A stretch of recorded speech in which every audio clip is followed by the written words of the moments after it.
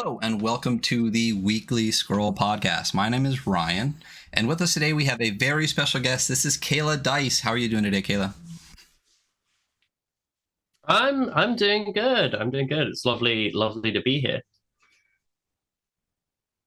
Yeah, I mean, this is a wonderful project. I only recently heard about it, and as soon as I saw it, I was like, oh no, we absolutely have to have Kayla on to talk about this project. It's gorgeous. The mechanics look really fantastic. The themes sound really amazing. So very excited to have you here on the show. But for those that might not know you from some of your previous work, like who the heck is Kayla Dice? Like, what? Tell me about you and your TTRPGs. Yeah, so I've been making TTRPGs since about like 2021, basically, like December 2020, I think is the date I often list.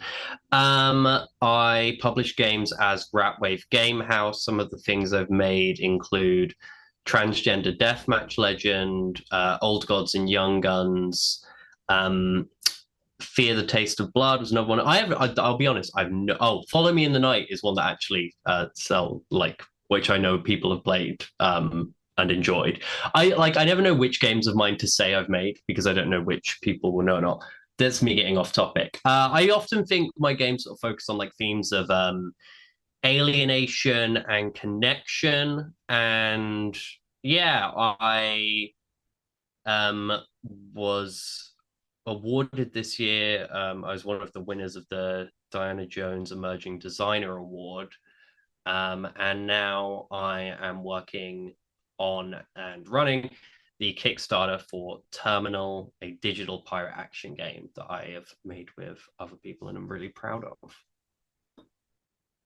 Yeah, again, I mean, we're going to get to Terminal because it's a really gorgeous project. But one of the things I wanted to talk about a little bit was the award that you won. So I know of the award mostly because of some of the discourse around this year with some of the stuff that I felt like overshadowed the entire thing. But can you tell me about that? Is that something that you applied for? Is that something that you were chosen for? Like how does that come about to become like the award winner for this like emerging creator? Yeah, I self-nominated as like a whole.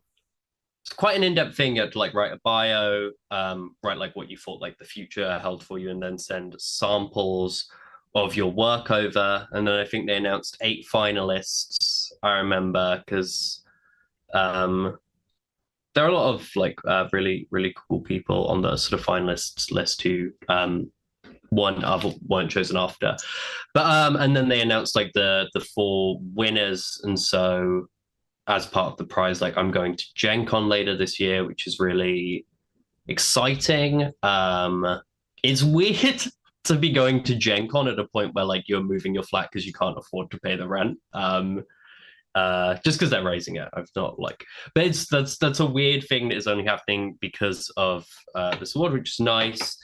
The things I sent in bits of Transgender Deathmatch Legend and Old Gods, and then I also sent in the Infinite Dance Floor, which was a game I made about trying to escape this sort of winding labyrinthian nightclub, all set to sort of music. So yeah, I just had to sort of it's a very self-conscious thing to self-nominate for an award because I'm like, I think Kayla is so great.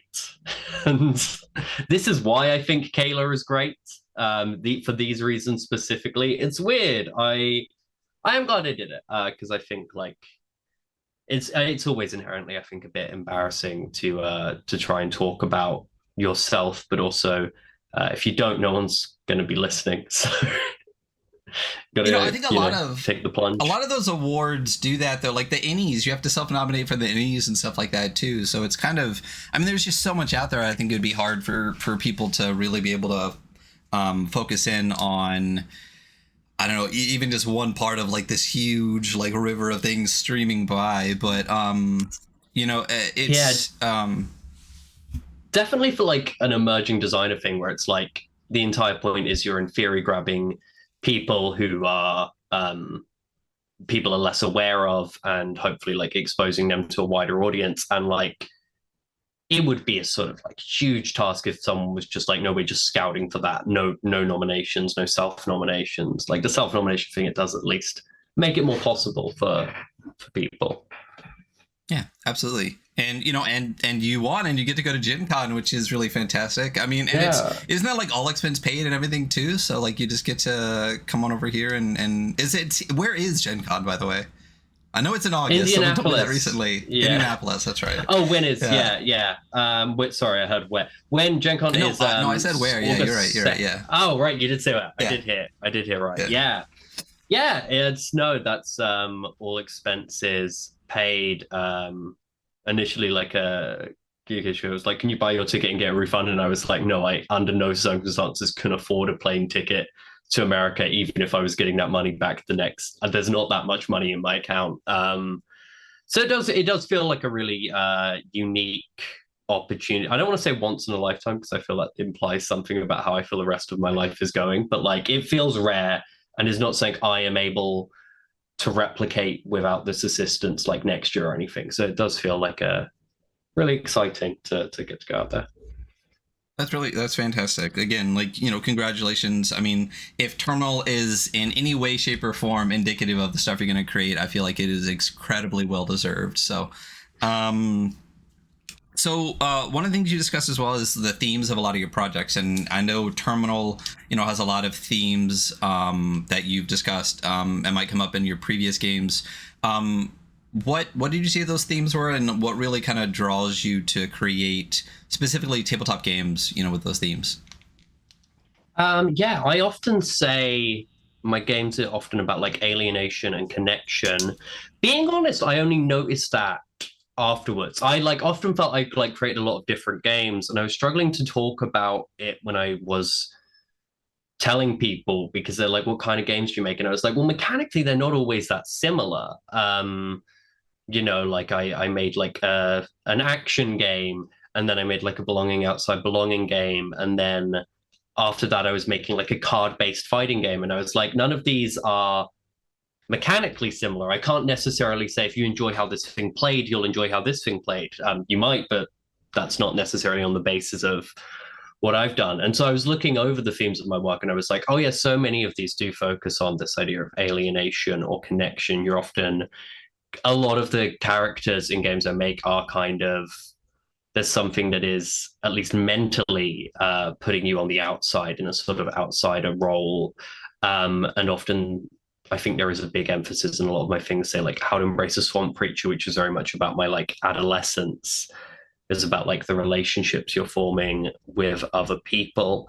Like if I'm being honest, like what I think that is informed by is a sense of alienation I felt for a lot of my life, which like I'd attribute to when I was growing up in a, I guess, like closed-minded area, and I'm autistic, and not that I wasn't out when I was younger, but I am trans, and it's like there was a part of me that I think for most of my life, definitely through my most of my adolescence, and then honestly for a lot of my adult life, I felt like apart from other people, an alien to other people, and so even now as an adult, I think I carry that sense with me. Even if I look around at my life and go like, oh, I now know lots of people who are a lot like me and who I feel like really in touch with. I do think I'm still carrying that sense, that like old self-perception. And so I think that is why I go to that theme a lot in games. And sometimes it's very explicit. How to Embrace the Swamp Creature was like a belonging outside belonging game. And it was very much sort of filtered autobiography. And so that was a like sort of conscious like engagement with that. Other times I just notice it after the fact. Like I wrote an adventure. I was like, oh, I don't know if this relates to my sort of like key themes, at least what I say in talking about myself. And then I looked at it more and I was like, oh no, this is so much about the relationship with this singular NPC and how you feel if you realize you don't really know each other.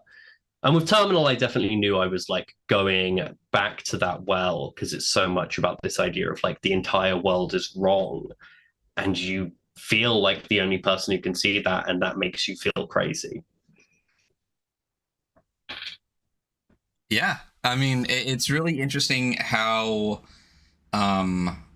so many people, especially through the pandemic and post-pandemic, were really able to kind of dig into not only games but themselves, like through the process. So it's really nice to see that kind of come through. And I know with Terminal, let's get into Terminal. Why don't you tell me what Terminal is, like, as like what's the byline, what's the pitch for Terminal? So Terminal, I describe it as a digital pirate action game. The basic premise is the world as you know it, turn of the 21st century. Earth is a lie. It is nothing but a simulation called the titular terminal that is designed to keep humanity trapped by the robot authority. And there are those people who can feel it's wrong and can find themselves to escape, and then they end up in the real world where humanity and the robots in their early conflict shattered the moon, flooded the world, and now they sail the seas, they do battle with killer robots, they plug back into the system, and they try and take down its agents. I think we lost Kayla for just a second. We'll get her back momentarily. Agents and its architects, and they nail beyond them. Oh, there we go. I think we're back again. Yep, I think we're back. So I think you cut off right after you started talking about the destruction of the moon and that the robot authority had done. Yeah. So the Earth is flooded. Your characters, your pirates of the wake, the real world, sail the seas, battle killer robots, then they plug back into the simulation and fight the system's agents and architects and trying to sort of free other people who are still sort of stuck in that situation. I'd say it's very obviously inspired by the Matrix. And then from there, there's the bringing in of like sort of pirate influences. There's a lot of thought on like sort of like dreams and dream logic and nightmares. You know, the way to freeing a sleeper, the person caught in this simulation in the game, is often like diving into their dreams, defeating nightmares they have, and helping them reach a door where they can wake up. It's rules wise, it's based on Inevitable by Soul Muppet, so it's the key things are sort of your reputations, how people think of you, how that may be people you respect, it may be people you begrudgingly respect, it may be people who hate you, but how you are thought of by like two worlds. And then also, so that's how it's decided in challenges. And then there's also showdowns where it's really what you are willing to give up as a cost. You're fighting the weight of the world, and you need to be prepared to like burn down a lot of things just to achieve a future and build something outside of this manipulative control of the robots. So what was the kind of seed that started this? Were you thinking about like making a game with Matrix as an inspiration, or were the mechanics started it and that's just kind of the direction it went in? Like, what was the impetus for the beginning of the project? So I was a playtester for Inevitable by Soul Muppet, and I playtested in that game, like played a campaign that was maybe 3 months, and I had a lot of fun. And as that finished its Kickstarter, I was talking a lot about it with Zach from Soul Muppet, and often just bouncing around like sort of like random ideas, like sometimes more as a hypothetical, where you're just like, oh, I bet you could do like a Ragnarok story in the Inevitable system or something like that. And at one point I said, I think you could do the Matrix. And and they were like, I don't think you could. And then I was like, actually, I think you could do the Matrix sequels. And I think that would be a good thing because I like those films. But like, that was just the starting point. And then like in a notepad, I was just putting out some ideas. And part of the reason like pirate influence then came in. So it was always the starting point of the system, meeting the Matrix, and then other influences are really where it developed. Some of that was very conscious at the start. Like I was like, I didn't entirely want to do it's just the Matrix of the serial numbers filed off. Not that there'd necessarily be anything wrong with that, but it felt like I wouldn't have necessarily enjoyed writing characters and settings in that world, because I'd go back to thinking of everyone as like, this is almost Morpheus, but not. And I ended up settling into like this pirate influence, which kind of brought a lot of themes about control and about like society and people who are not sort of like fitting in a society, or can't sort of like click in this system that is ultimately very designed to be cruel. And then like a key change, like both like setting wise, but then also that had this big knock on effect, was I decided like, oh, in the Matrix, they plug all these people in and they're using them for energy. And I decided, well, what if they're not doing that? What if they're just doing it because they think this simulation is what people deserve and what society should look like? And that for me really unlocked a lot of where like the game's themes came about, specifically this idea I say sometimes if it's like it's about feeling crazy, and it's about people and forces that wanted you to feel crazy and wanted to use that against you. So yeah, it's like, I know on its surface I'm like, I love to say like it's Matrix crossed with Black Sails, and it's like a big swashbuckling cyberpunk adventure game, and it is. But also there is, for me, it actually ended up like channeling a lot of things I've like just struggled with over my life.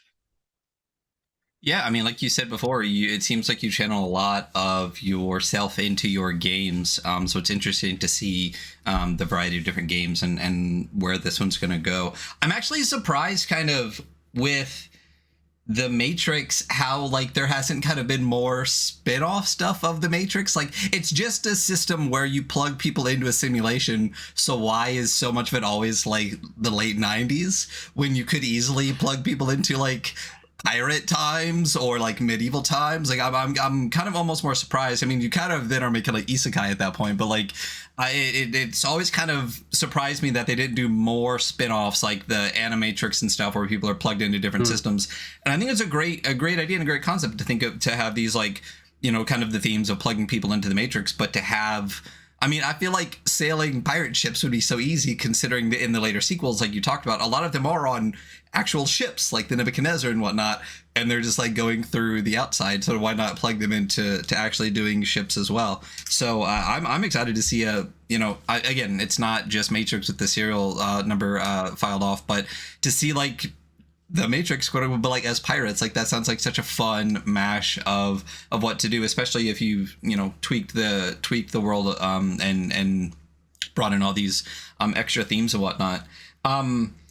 Also though, like what first made you say when you were talking about inevitable, but like the Matrix, was there any link between like the Wachowskis and the Matrix, or is Matrix just like a piece of media that you've always loved? Or I'm trying to think when I first saw The Matrix. I think I was 14, maybe.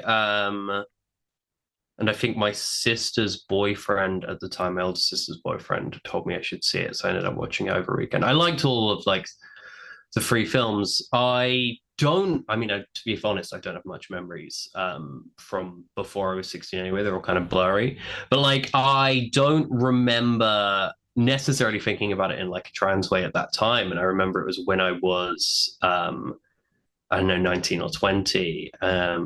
And was semi like newly out, and someone was like, "Oh yeah, Matrix is trans." Or actually, no, probably before that, because Lana Wachowski came out before I did, and I think at that point the sort of obviousness of, oh, is this a metaphor in that sense?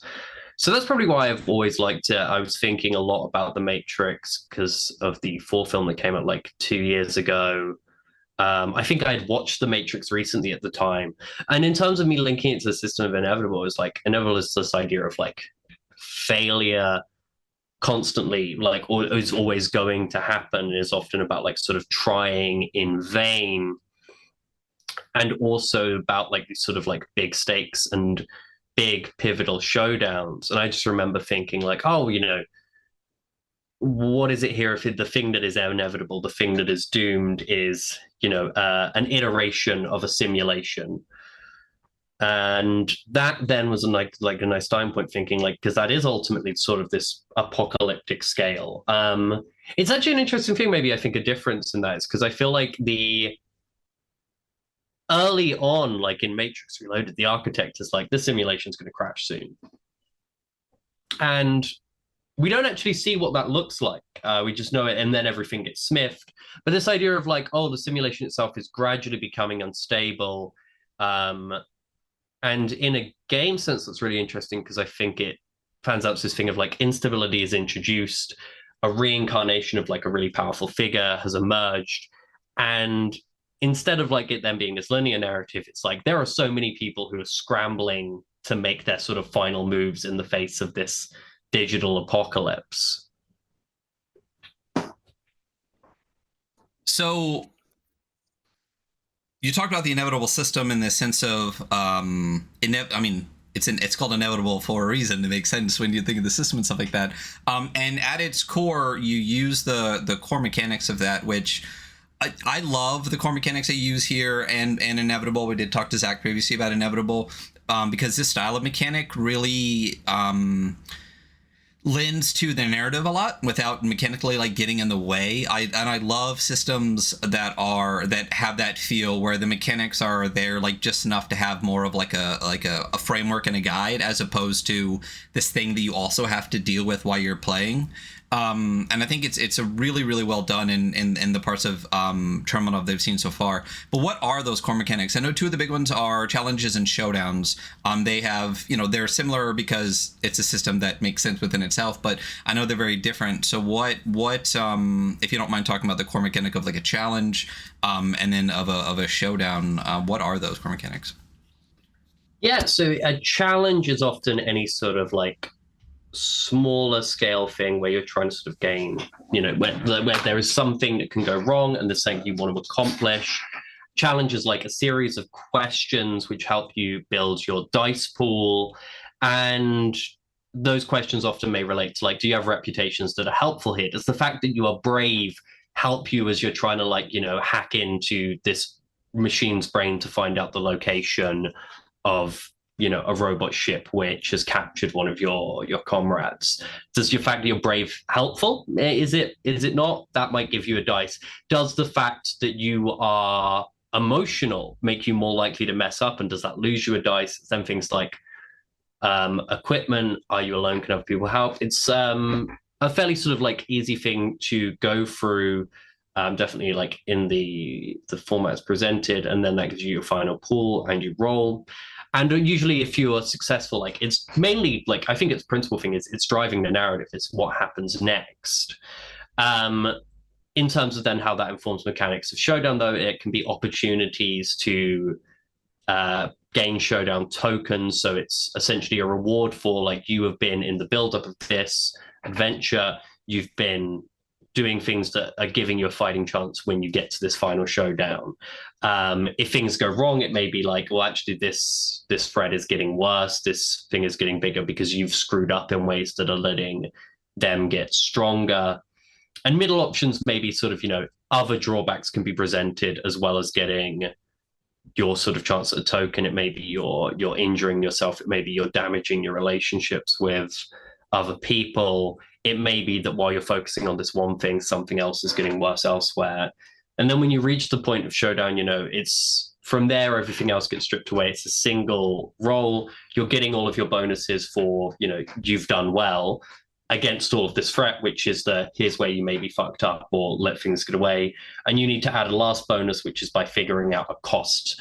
This is where like the rules slightly differ from Inevitable. The math here is just sort of like all being added, and cost is always happening because you're just trying to beat this single sort of threat, and the cost is what you're willing to play. Some of the differences in the game, I know Inevitable is like a play to lose game, and I think of Terminal as one where it is much more straightforwardly possible to win for given value things, but like succeed, but you are having to play to decide what you're willing to lose. If it's a showdown where it's like you're destroying this doppelganger of your ex-best friend who has passed away, does the cost you're willing to pay, like a loss of your reputation, you were stony hearted and now you're like troubled, rattled or something? Is it bigger things like, oh, we do this and we're getting hated by all of these people because they're going to see it as we did something that's different? Is it, literal like injury or damage where you're like, yeah, I'm going to like I'm going to wrap my hands around his throat and then he's going to explode and I'm losing this arm. And you as the player are leveraging this thing. You're talking about it and agreeing with it, the GM, and then you have to make this roll. And that thing happens even if you then fail. And then it's the case of, in this limited window, can someone else stand up and save yourself there? It's like these big dramatic moments, I guess, in terms of thinking about the Matrix. It's things like the fight in the hallway at the end of the first one, or the sort of the Burly brawl. Like these are these big sort of like set piece moments, which then like the challenges are building up towards in a sort of episodic or sessional sense. Sessional, I don't think is a word. Sounds like it could be though. Hey, it is now. I'm fine with it. I'll use it. So primarily you're going to be doing, for like the basic things that you're doing, you're going to be doing the challenges. That's the thing that you probably do more often. And showdowns are, like you just said, like the big kind of narrative moments, the final boss fights, like those kind of things. Those are kind of the two main aspects you're going to be doing. Yeah, and then there are like sort of smaller stuff that can, and then a lot of it is away from like mechanized stuff and about like how you are connecting to characters around you, where that character's your own crew because you're all a pirate crew of ships, whether it's your pirate comrades on land, some of whom might like really think in similar ways to you, some of whom are on the same side as you but are really opposed to like everything about how you go about things. You're going to be role-playing out scenes where you're dealing with the routine programs of the terminal, who are, you know, vicious obstacles, and who will attempt to sort of manipulate you and find other sort of insidious ways to control you. But you'll also meet lots of obsolete programs who were scheduled for deletion by the system, escaped, and now are sort of in hiding. And these are, I think, where like there's some really interesting part of the game, because they're programs who at some point had a purpose to sort of punish and influence all of the sleepers, but also now they're remarkably like you. They're the rejected ones. They're the people who aren't fitting in the system. And some of them may be a case to have like strong allies if you can unite with them. So it's often, yeah, and like playing and like exploring your relationships with the wider world. So is the bulk of the game going to be like within the terminal, so you're like in the simulation, or is it like a mix between out of the simulation and in the simulation? It's a mix. I would say, as I envision it, I'm imagining like a 85-25 mix, though I also, to be honest, imagine that as a mix that's really up to how people GM the game.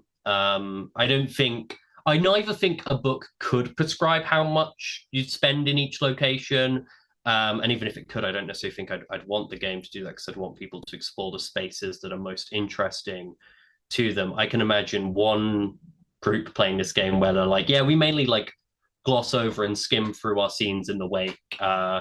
We don't really bother like saying stuff. We're just doing that when we're talking. We're like at a like 90% terminal, 10% that. I could imagine some group where like, yeah, it's 50-50. Like some sessions were entirely in the wake and doing awesome pirate shit. And other sessions were entirely in the terminal. Like my guess would be it will really depend on what interests an individual group. As I run it, it's probably like, I said 85-25. I'm now leaning more towards that. It's probably 75. Actually, it would be 85-15. I'm not the most numerous, but like I just ran with it because like I had no idea. The math made sense in my head, so I'll take it. So then tell me about I'm going to say it wrong, the Libertatia. Yeah, I would say Libertatia, but okay. I have no idea. That was yeah. Oh, you wrote it. Actually, while I was editing, yeah. While I was editing the book recently, I found like at least one straight. Well, not while I was editing. When I was looking through edits I'd got back from Alyssa, who's the wonderful editor of the game, I noticed one stray instance where, like, when I was writing the game before I had a name for it, it was just called Pirate Island for ages, and I was like, "Oh, there's a leftover Pirate Island. Just get rid of that." But yeah, Libertation. The idea is that, you know, in like centuries gone past, people used to just have to sort of troll the waves, die in their sort of like metal ships, and then a group of pirates like centuries ago got together, seized this island, and that's essentially now like the sort of home of the unified pirates. You know, it is sort of an island of people who didn't fit in, but who are building their own lives with each other. It doesn't have any like government really, other than sort of like a sort of informal like voting system around stuff. Like a pirate crew is assembled by, who can convince people to be on a ship and like go along with each other in that sense. And the setting there, it's like it's defined a lot of places, different pirates and different ships, so you can get different perspectives on things. But then I also try to add in like senses that you get a sense of why this place matters and why you want to care about it and why it would be, a travesty for the robots to succeed in destroying this sort of last outpost of nonconformity.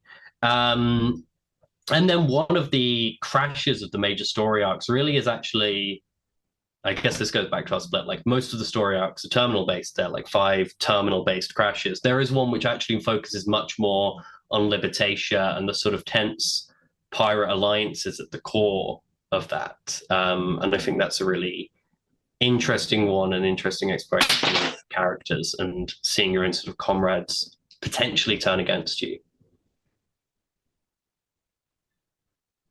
Yeah, so it's interesting that the kind of like the wake is both pirate as well as like the simulation. So like you're in the simulation as pirates, and do they just continue that like out in Libertatia with this concept of the pirates, or am I wrong? Is Libertatia's in the wake, right? It's not in the simulation. Yeah, Libertatia's in the wake, and then the simulation. I often imagined it as like 90s, early noughties like action films, but often with a very sort of like dreamscape logic. It's really interesting. I think in the first Matrix, where like early scenes, it's like Neo's waking up and you can't tell if the scene you just watched was a dream or not.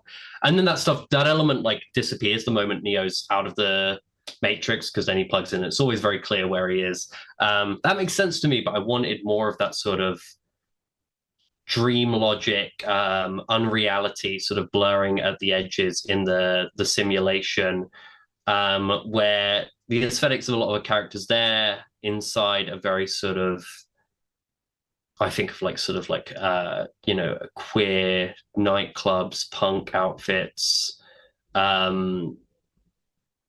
lots of sort of different sort of like cool fashion. And I think of these places as the domains themselves as very different. One is very directly me doing a sort of riff on scenes at like Wild at Heart. Another domain is really entirely about the fact that I really hate Canary Wharf in London. I find it a really like soulless place. So I ended up making an entire domain of the terminal Canary Wharf, without saying that explicitly.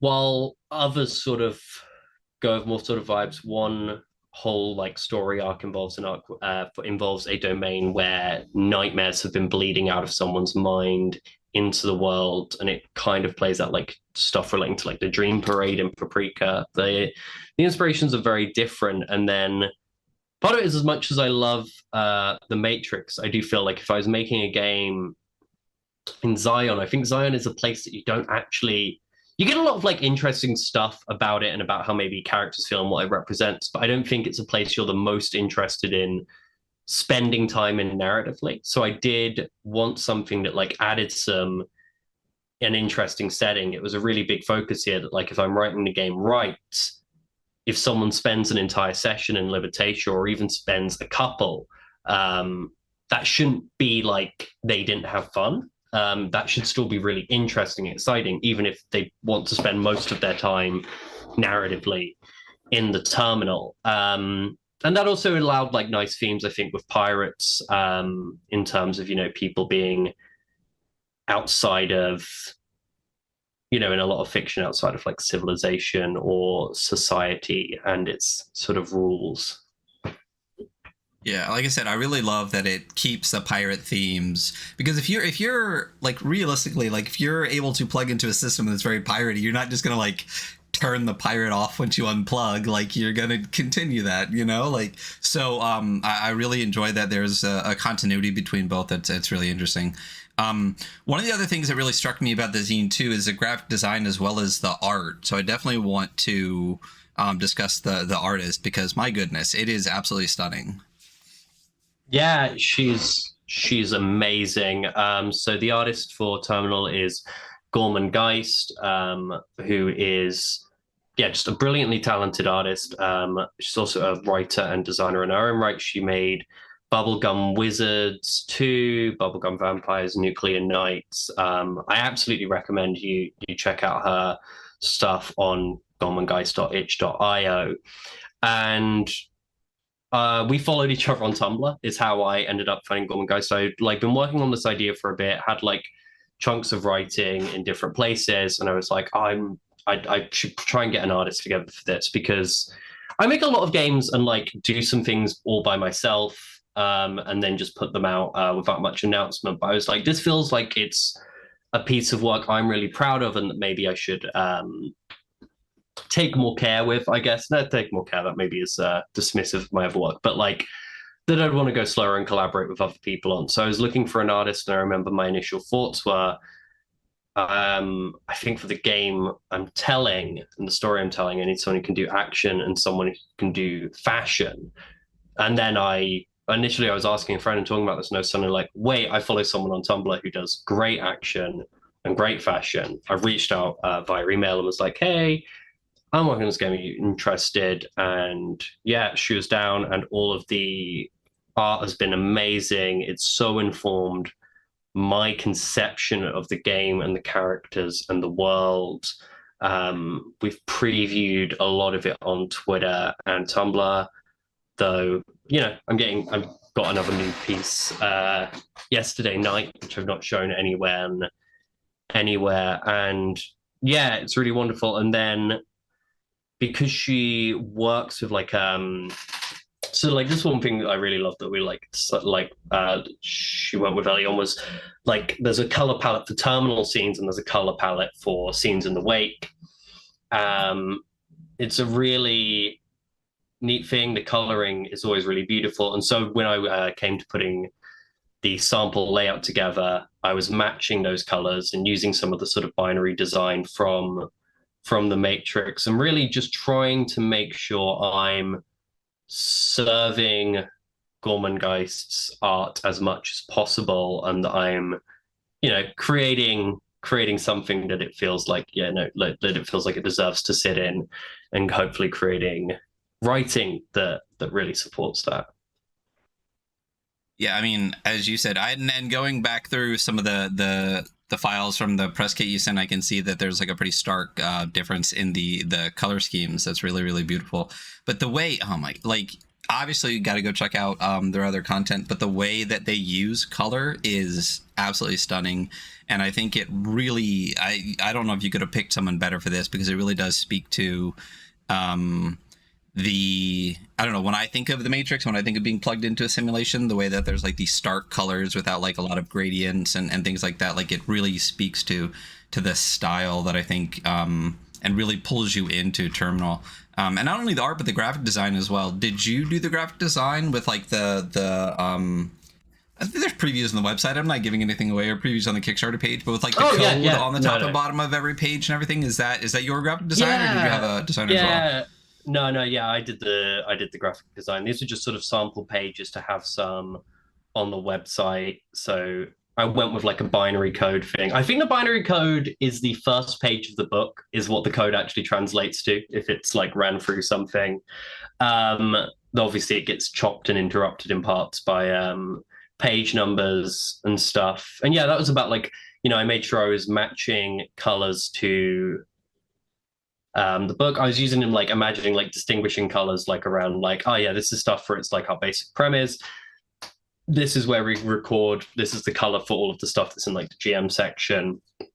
This is the color for the things in the sort of like core rules.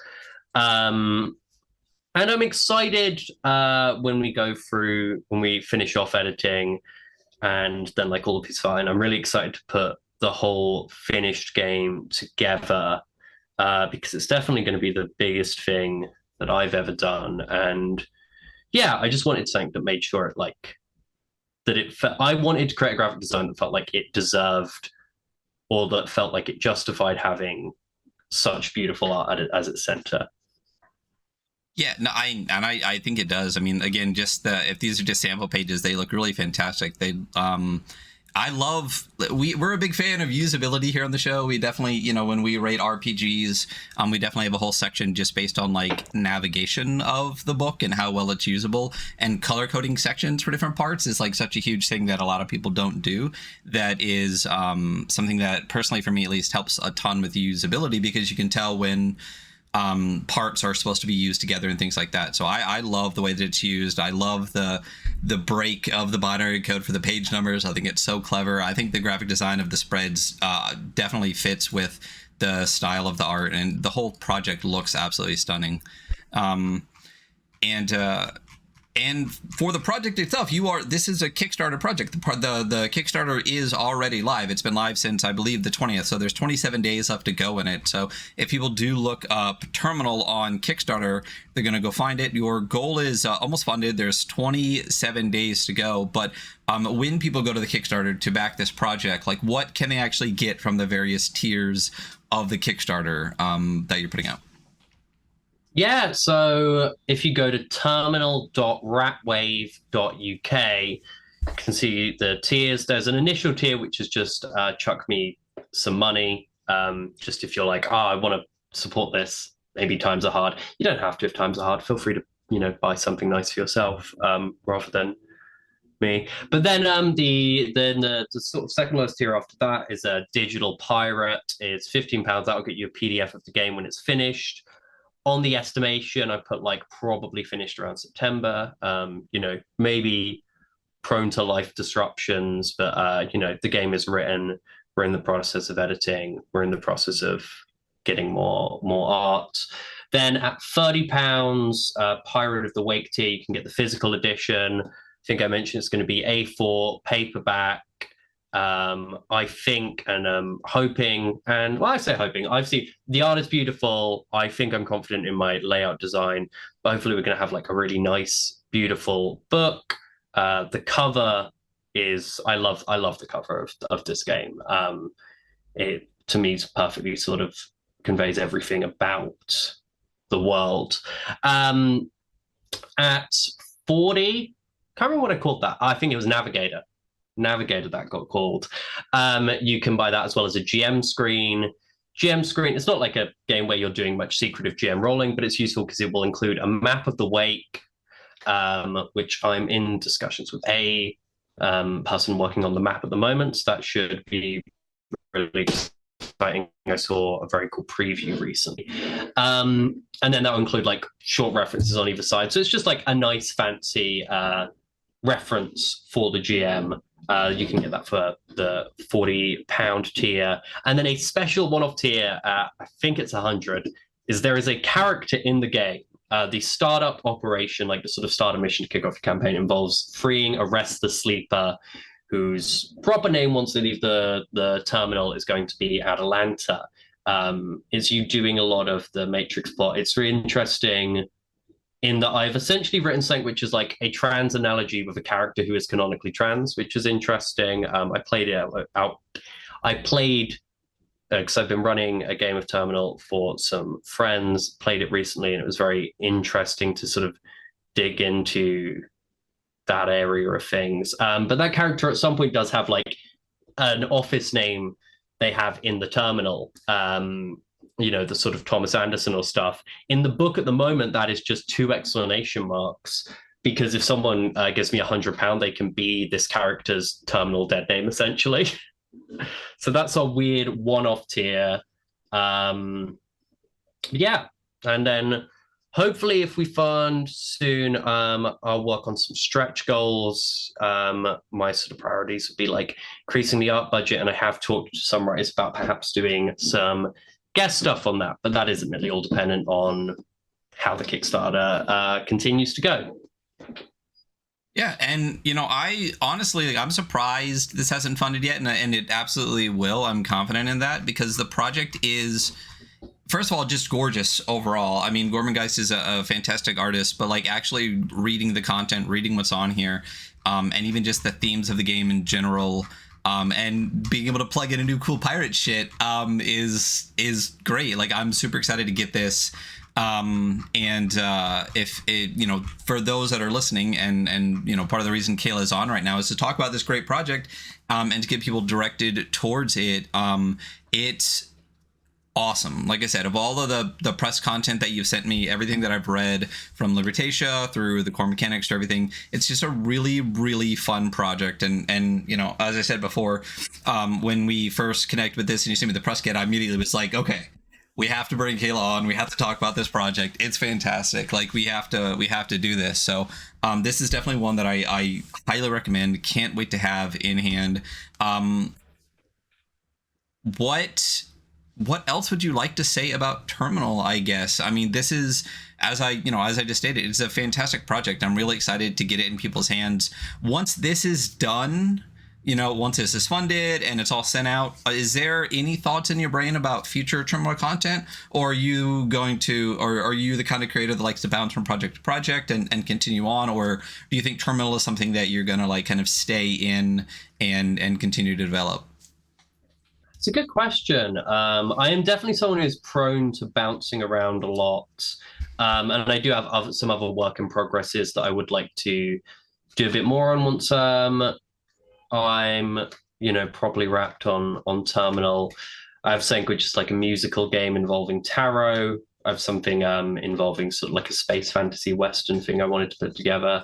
I'm interested in whether people would want more sort of Terminal content. I could definitely imagine myself writing one-off operations you'd be slotting into your campaign, or sort of even, expansions and further crashes or stuff. But I do suppose it would depend on what the sort of initial interest is, or maybe, otherwise sort of exploring the scene and stuff. I'll probably, yeah, it's something to figure out, and I guess it will depend so much on what the response is. I do wonder whether the game is entirely self-contained on its own. I think it definitely is, but there probably is also room for other stuff if that ended up interesting people. Gotcha. Yeah, I guess, like you said, we'll see, but I'm very excited to get this. I can only imagine. Is this gonna be written, like licensing is a thing in the discourse and it has been for a little while? Are people gonna be able to write content for Terminal if they choose to? Yeah, absolutely. I will probably include something on the credits. But I'd be very happy for people to write their own sort of crashes or even small operations or stuff if they felt inspired by it. I've not given much like pen to paper for, but yeah, it'll definitely do like an open, like Creative Commons powered license. Like I said, it's based on Inevitable by Soul Muppets. Those sort of core rules are already,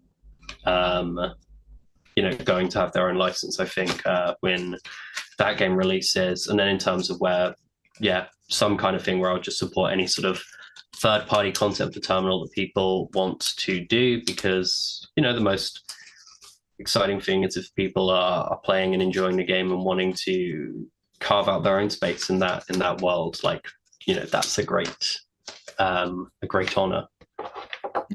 And like you said, I mean, you have written a variety of different games, different settings, different mechanics, different everything. Where can people find all of this variety of things that you've already put out? Like, where can people find the content that you've already made? Yeah, so I do have like a central website at ratwave.uk, which is just like a big sort of directory for all of my different stuff. On itch, it's ratwavegamehouse.itch.io, where every game I have is available. I do have some things like available in print on demand, and then I have some things that eventually, not yet, but eventually are going to be available through the Soul Muppet web store. And I think some things are going to IPR in America. And so, yeah, if you are coming to Gen Con, actually, that's a good thing I should say. There'll be copies of Transgender Deathmatch Legend available on the Indie Press Revolution store. As well as I'll be there and you can see me. And I think I am running some of my games for people. I know I am. I just don't know when. But I'm running both Fear the Taste of Blood and 30 Foes. When is available information? I just haven't checked and remembered. But yeah, ratwave.uk is the best directory for everything. And you can find all my work on there, which is, yeah, all of my game relevant work. Gotcha. Yeah. And this is, listen, Kayla, super appreciate you being here. Again, Kayla Dice, an award-winning, fantastic creator with this fantastic project out right now, Terminal, the digital pirate action RPG. Again, like I said, I'm super excited for this project. I can't wait to actually get it in hand. No doubt that it's going to fund. If you guys are listening right now at all, go to Kickstarter, go to Terminal. What was the short URL for it again? The terminal is just terminal.ratwave.uk. I did that, and I'm really glad it did, because it makes it very easy for me to say it in conversation. It's great. Adam Vass does it for like every game, and it's so much easier than being like, go to kickstarter.com/this/that. It's a really great choice, and I'm glad I did it. So if you're listening, click that link, go check that out. Kayla, thank you so much for being here. It's fantastic talking with you. And again, can't wait for this project to come out. So very much appreciate it. Thank you for having me on. I had a lovely time. Thank you for sharing the space. All right. So that's going to be our show for today. We don't really have anything planned after. So again, go back to this project. It's fantastic. And we will see you all next time. So bye, everybody. All right.